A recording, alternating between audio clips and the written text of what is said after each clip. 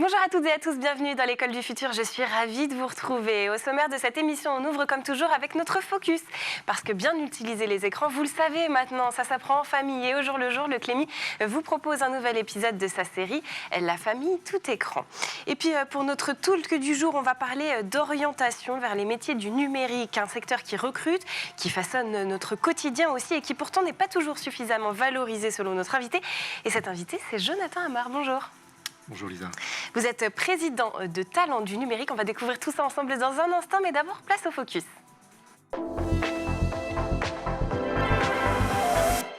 Focus aujourd'hui sur une utilisation saine et maîtrisée du numérique dans les foyers. C'est avec notre partenaire Le Clémy et sa série La famille tout écran.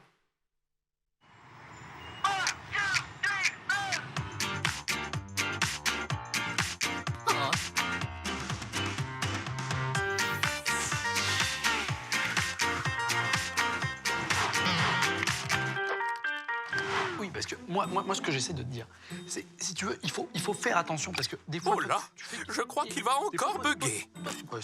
Et c'est pas ça, parce que là où il faut faire... Tu postes quelque chose. Toi, t'es bien, mais c'est pas... Bon, je te traduis. Ton père veut te parler de sexualité. Voilà. Et te mettre en garde contre les vidéos pornographiques que tu peux voir sur Internet. Oui, parce que là... Parce que tu les regardes volontairement ou que tu sois tombé dessus par hasard, oui, parce qu'il faut savoir que quand tu vas sur certains sites, des fois, ça t'ouvre des pop-up avec des vidéos très crues.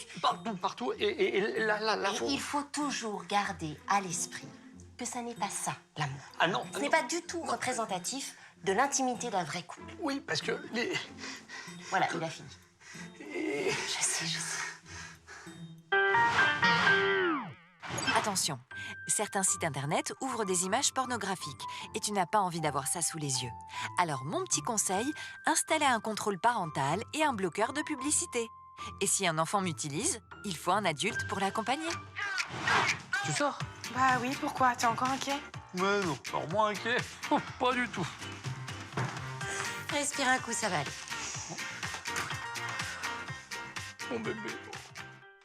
Pourquoi les jeunes peinent-ils à se projeter dans les métiers du numérique? La France accuse-t-elle un retard dans l'enseignement de l'informatique à l'école? Et comment mieux accompagner élèves, enseignants et familles? Voilà quelques-unes des questions auxquelles nous allons tenter de répondre dans cette émission. On parlera aussi de mixité et d'inégalité d'accès à l'information. Et cette nouvelle feuille de route portée par l'association Talent du numérique, c'est tout de suite avec mon invité. Et pour m'accompagner en plateau aujourd'hui, j'ai le plaisir de recevoir Jonathan Amar, président de Talent du numérique, et je devrais même dire tout nouvellement président. Alors déjà, peut-être qu'on va commencer par présenter l'association à nos téléspectateurs en rappelant ses grandes missions. Très bien. D'abord, merci de me donner la parole. Effectivement, je suis tout nouvellement président d'une association qui s'appelle Talent du numérique. C'est une association qui regroupe en fait d'un côté les acteurs du numérique, à savoir les entreprises du numérique, ceux qui agissent dans le numérique, donc les entreprises de services, les entreprises de conseil en technologie, les éditeurs de logiciels, ce qu'on appelle en fait les numérisants d'un côté, et aussi les entreprises qui utilisent le numérique et qui sont donc les clients du numérique. Donc il y a deux grandes associations qui gèrent tout ça et qui fédèrent tout ça, qui sont d'une part notre syndicat professionnel, le plus grand syndicat professionnel du numérique aujourd'hui qui s'appelle Numéum et qui regroupe ces entreprises de services du numérique et ces éditeurs de logiciels d'un côté, et les startups aussi, et puis de l'autre côté, le SIGREF qui lui regroupe les utilisateurs du numérique. Donc d'un côté vous avez dans cette association ces entreprises-là, et de l'autre côté, vous avez les établissements d'enseignement supérieur qui, eux, délivrent en fait des formations, des programmes numériques pour justement former les jeunes au numérique et nous approvisionner en quelque sorte en compétences numériques pour servir nos clients et servir la France en fait en matière de numérique. Voilà qui est aujourd'hui Talent du numérique. On a plusieurs missions, bien évidemment. On a une mission grand public. Cette mission grand public, elle consiste à, bien évidemment, démocratiser et expliquer ce qu'est le numérique au niveau de la jeunesse, au niveau des moins jeunes et au niveau même des seniors. Ça se concrétise par exemple par les trophées NSI qui sont des trophées qui sont organisés en fait tous les ans où des élèves et leurs enseignants se prêtent au jeu en fait de concours pour gagner des trophées dans le numérique. Donc ça, c'est quelque chose qui marche très très bien. L'année dernière, par exemple, on a eu 400 à 500 projets, 1200 candidats, et donc ça s'est fait sur toute la France et ça commence à avoir un certain potentiel et une certaine aura. C'est fait en partenariat avec le ministère de l'Éducation nationale et puis les inspections d'académie. On fait beaucoup de choses au niveau des lycées et des collèges pour expliquer ce qu'est le numérique et pour essayer d'attirer les jeunes vers nos métiers. Attirer des talents. Voilà, d'attirer les talents. Et puis de l'autre côté, Talent du numérique, c'est aussi un think tank qui réfléchit sur l'avenir, qui réfléchit au programme, qui réfléchit à combler en fait le gap qu'il y a entre les besoins qu'ont nos entreprises du numérique et qu'ont nos clients dans le numérique et ce que délivrent en fait les établissements d'enseignement privés ou publics, en tout cas les établissements d'enseignement supérieur dans l'informatique, de manière à ce qu'on soit effectivement plus en ligne et plus adapté aux besoins du marché. Donc c'est tout ça et c'est beaucoup d'autres choses en fait. On est sur énormément de sujets. On est globalement sur le sujet du numérique, qui est un sujet, on va dire, national. On est quand même un des plus gros employeurs de France.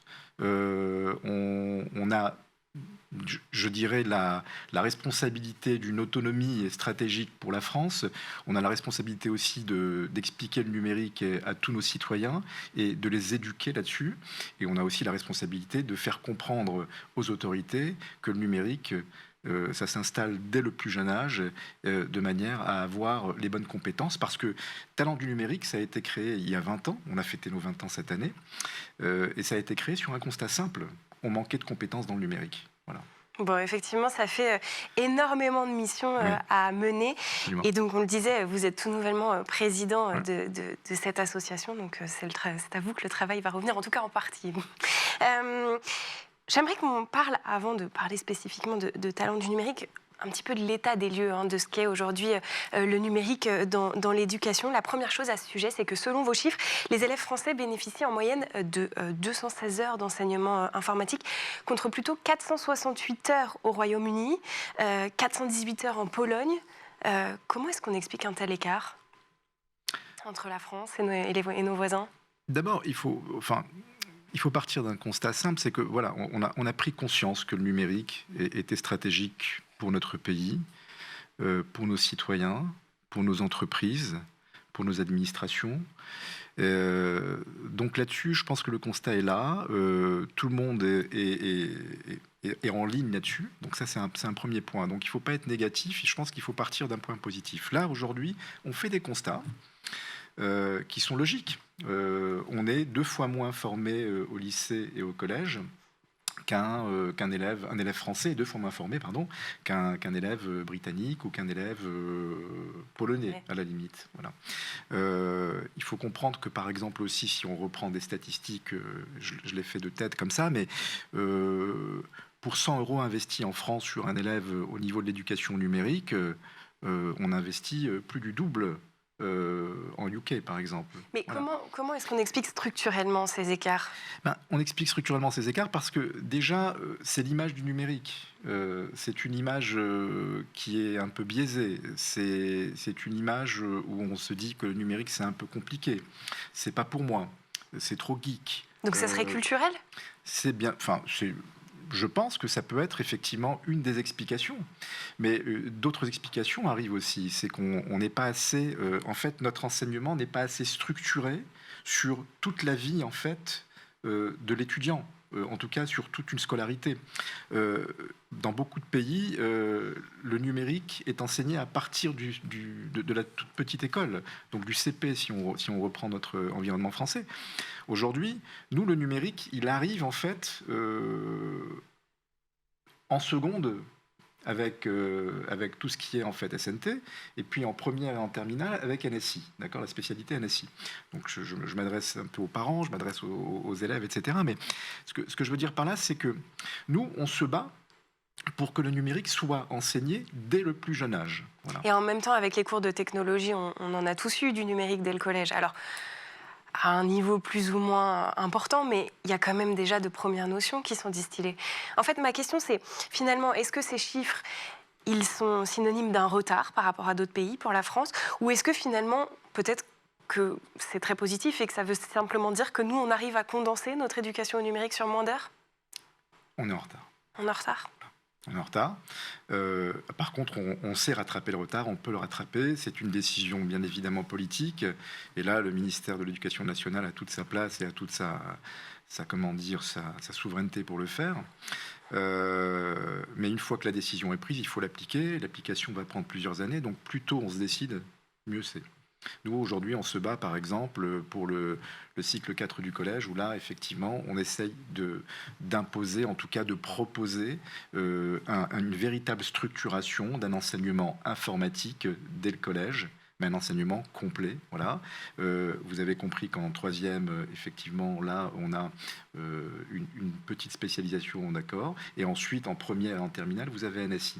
Si vous prenez juste première et terminale, spécialité NSI, le constat, c'est quoi?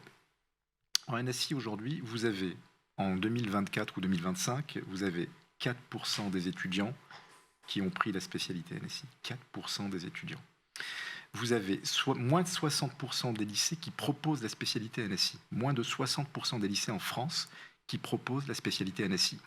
Et avec une diversité régionale, mais alors c'est complètement déséquilibré. Donc déjà, essayons d'harmoniser tout ça. Faisons en sorte que tous les lycées de France proposent la spécialité NSI, déjà. Et faisons en sorte qu'il y ait plus que 4% d'élèves qui finissent avec une spécialité NSI en terminale. Et vous savez que la spécialité est prise en première. Et elle est abandonnée par beaucoup. Et ensuite, on l'abandonne en terminale. Ça veut dire qu'il y a 50% des élèves qui, entre la première et la terminale, abandonnent l'aspect NSI. Notre proposition, elle est claire. Gardons les 3 SP et laissons la chance, effectivement, à l'aspect NSI. Et il faut comprendre aujourd'hui que nous, on se bat aussi pour que le numérique et que l'informatique soient pris et soient considérés comme une matière et comme une discipline à part entière, au même titre que les sciences. C'est une science, en fait, d'accord? Donc là, c'est comme les mathématiques. Les mathématiques, c'est une science.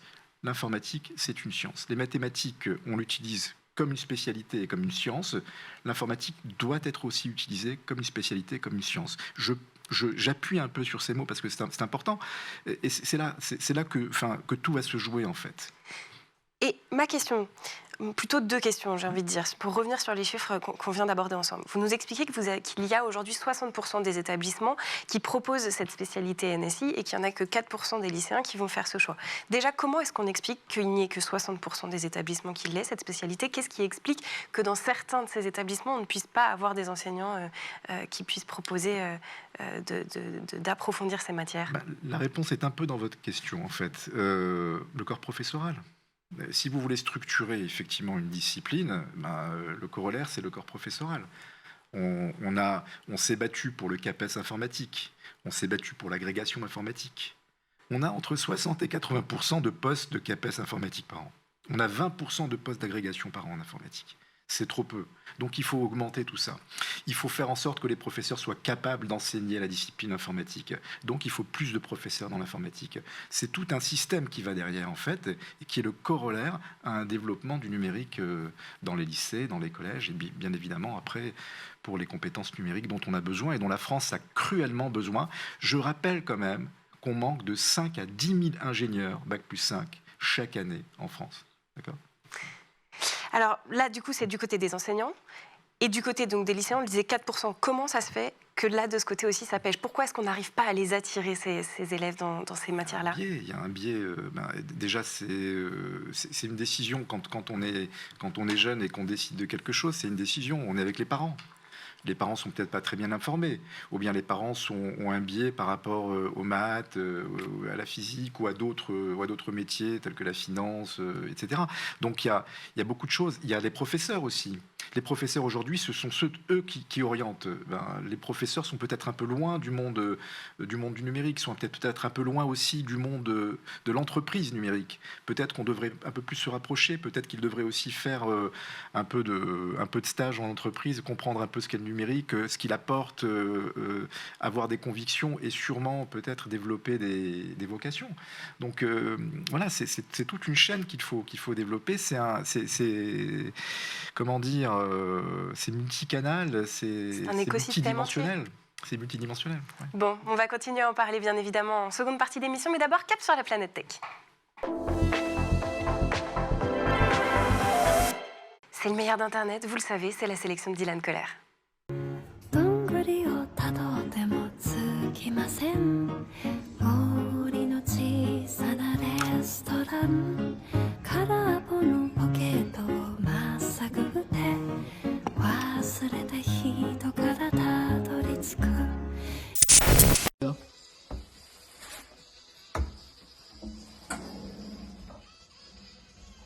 Oh, you think it's finished? Ba ba ba ba.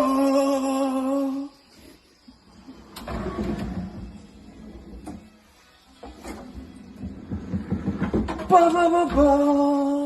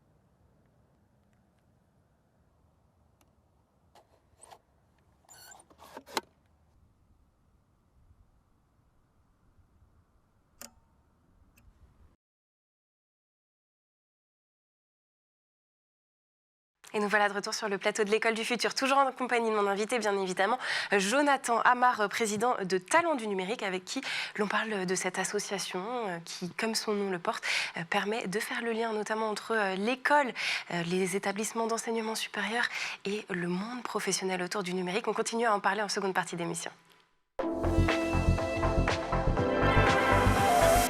Alors Jonathan, juste avant de partir en pause, on a évoqué ensemble le fait qu'aujourd'hui, malheureusement, au lycée, il y a très peu de jeunes qui suivent la voie du numérique, très peu d'enseignants aussi, malheureusement, qui sont en mesure de pouvoir enseigner justement sur ces sujets-là. Et ce qui est paradoxal, c'est que pourtant, selon une étude réalisée avec l'IFOP et Talents du numérique, les représentations du numérique et son impact chez les élèves et chez les enseignants, il est quand même assez important puisque 93% des enseignants estiment que le numérique a un impact direct sur l'emploi, donc ça c'est plutôt positif. Et pourtant, malgré le fait que les enseignants soient convaincus de l'importance du numérique, il y en a très peu qui sont en mesure aujourd'hui d'enseigner cette matière-là. C'est parce qu'ils n'ont juste pas les moyens finalement de le transmettre, ce numérique. Oui. C'est pas une question de volonté. Je ne crois pas que ce soit une question de volonté de la part des professeurs. Je pense que les professeurs ne demandent qu'à être le plus informés possible à apprendre. Mais il faut un système, effectivement, d'information, de formation des professeurs, d'acculturation, quelque part, au numérique. Et, c'est bien d'être en surface, mais peut-être qu'il faut approfondir un peu le sujet et commencer à avoir un cadre de formation des professeurs. Aujourd'hui, on développe pas mal de ressources, pas mal d'outils pour que justement ces encadrants, ces professeurs, ces responsables d'orientation soient, je dirais, le plus accoutumés et le plus acculturés au métier du numérique et à ce que peut représenter le numérique pour le futur de leurs élèves. Aujourd'hui, par exemple, on a développé chez Talents du numérique une plateforme qui s'appelle Destination numérique, qui s'intéresse au secteur du numérique, qui s'intéresse au parcours du numérique, qui s'intéresse aux ressources et qui peut donner effectivement accès à notamment ces professeurs, mais aussi aux élèves et aussi à d'autres personnes, à beaucoup d'informations et de formations qui pourront les aider à mieux orienter leurs élèves et à être beaucoup plus informés sur tout ce que le numérique peut apporter. Et ça, on le rappelle, c'est un outil gratuit, je crois, si je ne fais Totalement pas de gratuit. bêtises, auquel on peut accéder directement depuis le site. Destination numérique. Eh bien voilà, comme ça c'est dit, si jamais vous nous regardez et que vous souhaitez vous y rendre. Toujours sur cette étude qui permet de comprendre la manière dont le numérique est perçu, l'un des points importants, et là je crois que ça nous permet aussi peut-être un petit peu d'éclairer les 4% de lycéens qui choisissent la spécialité numérique, c'est qu'il y a aussi une différence en termes de filles et de garçons, un problème de mixité. 84% des garçons pensent que le numérique permet de réussir, contre 74% de filles. Pourquoi est-ce que les filles elles se projettent toujours moins dans ces métiers, alors même que tout le monde reconnaît leur potentiel ? D'abord, il faut sortir des rôles modèles, il faut sortir... Enfin, c'est un peu... Tout ça est un peu... je dirais, on est dans... C'est à mon sens un peu archaïque. Aujourd'hui, voilà, les métiers du numérique, c'est masculin. C'est pas du tout vrai. Il y a un constat, encore une fois, on est loin de pourcentage, comment dire, positif par rapport aux jeunes filles ou aux femmes dans le numérique. Nos établissements partenaires aujourd'hui dans Talents du numérique, je crois qu'en moyenne, en fait, ils ont à peu près 19% de jeunes filles, élèves, dans les enseignements supérieurs d'enseignement informatique. 19%, c'est très très bas. Donc on doit se battre pour augmenter justement le nombre d'élèves. On doit se battre pour attirer les femmes vers le numérique. Pour ça, on a tout un écosystème. On a été effectivement à la création de Femmettes numériques, de Tech pour toutes. On a beaucoup de partenariats avec des associations qui vont effectivement promouvoir les femmes dans le numérique. Donc on fait énormément de choses là-dessus. On essaye de démocratiser, on essaye d'attirer en fait les jeunes filles en...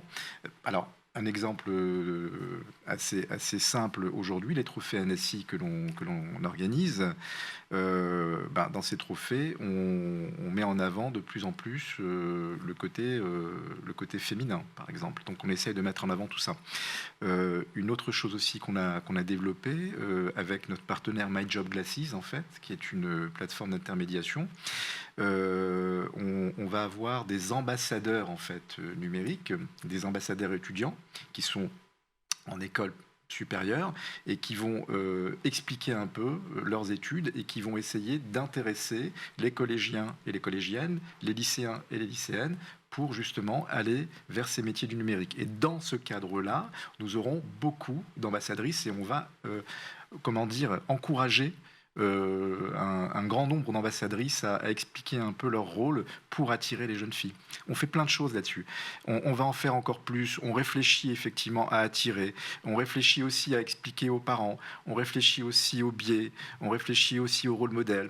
On peut aussi, on parle très peu de ça, mais il y a aussi dans tout ce qui est zone rurale, dans tout ce qui est zone un peu moins, on va dire, un peu moins privilégiées. Vous avez beaucoup de jeunes filles qui ne peuvent pas accéder à ce type de parcours, tout simplement parce qu'elles pensent qu'elles n'y ont pas le droit en quelque sorte. Donc il faut expliquer tout ça.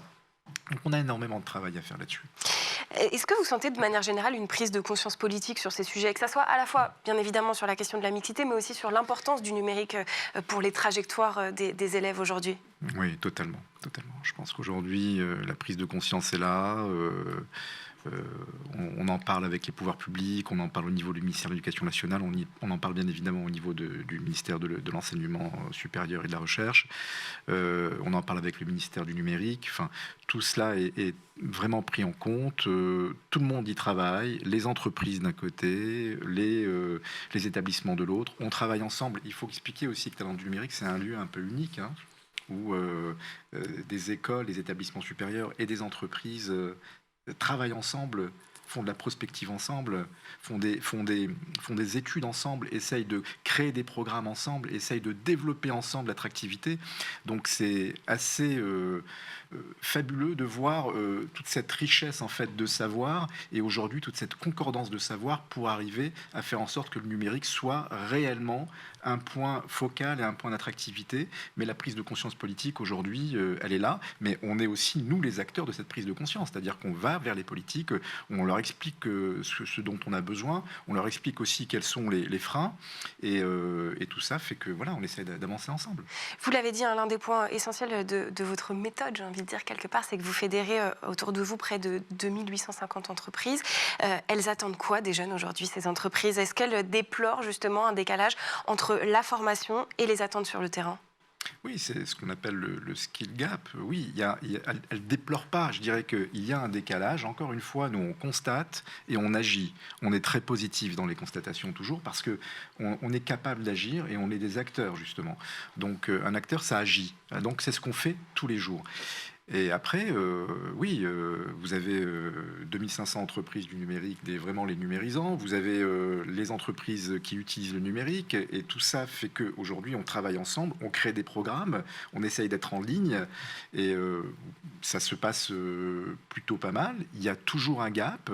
On attend bien évidemment à ce que les élèves fassent des études dans tout ce qui est aujourd'hui un besoin du numérique. Je vous donne un exemple. L'IA. Un autre exemple, la cybersécurité. Un autre exemple, la data. Un autre exemple, le cloud. Voilà. Tout ça, ça fait partie de nos combats, et ça fait partie aussi des besoins qu'ont les entreprises. Il faut comprendre qu'on a besoin de recruter ces gens-là.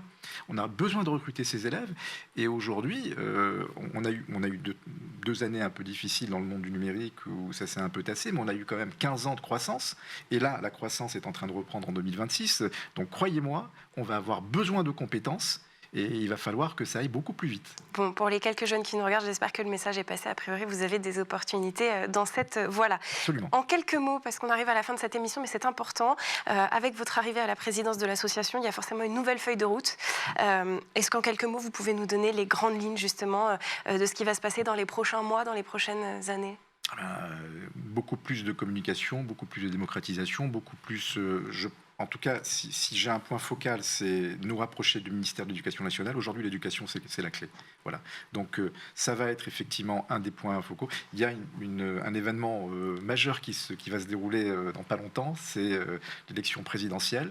On va être force de proposition.